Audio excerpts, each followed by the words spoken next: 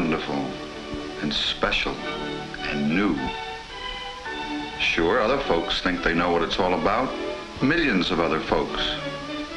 But when did two people ever really love each other as we do? When were two people ever so sure they were just born to live with each other? We can't fail to find happiness together in this wonderful world of today and tomorrow, in a whole lifetime of wonderful tomorrows. Imagine a home of our own, a home made of smiles and love, of hope and cheer, a home safe against trouble and loneliness, a sunny, cozy place, all of our own. And you'll do this, and I'll do that, and we'll never want it to be any other way again, ever, for the rest of our lives. An extremely attractive idea that young men have proposed since time immemorial. But how valid is it in our time, in America today?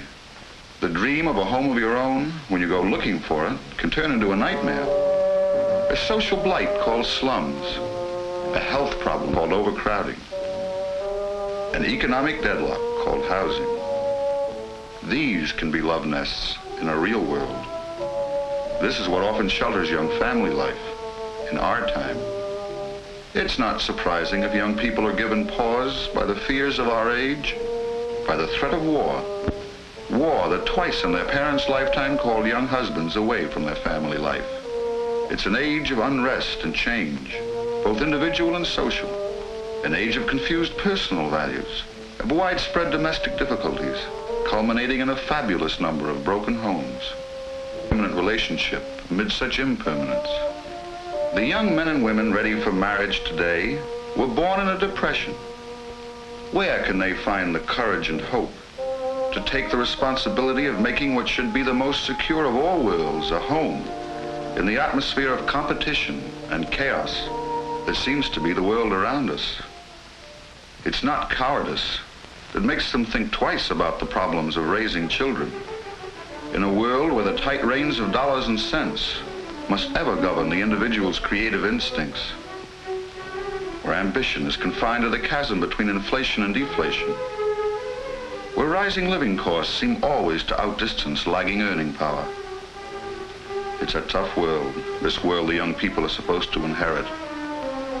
But they are young people, and the inner drive to grow up and have children, to make a life that is richer, more satisfying, more pleasurable than any other, is strong within them. In spite of the conditions around them, they are determined to find a way to raise a family, and a way to give strength and permanence to that family. They are like the thousands of other young couples, hopeful and resolute, who every day in America go through the most serious, solemn ceremony that man can voluntarily enter into. A ceremony that is a sacrament in every religion, that is a binding contract under every law, that is celebrated with joy in every culture. Moderns enter the most traditional of all human relationships with the knowledge that nothing can make a marriage work except the people who are living it, now or at any other time in man's history. On the other hand, marriage in most of America today is a little different from what it was yesterday, because the people are a little different.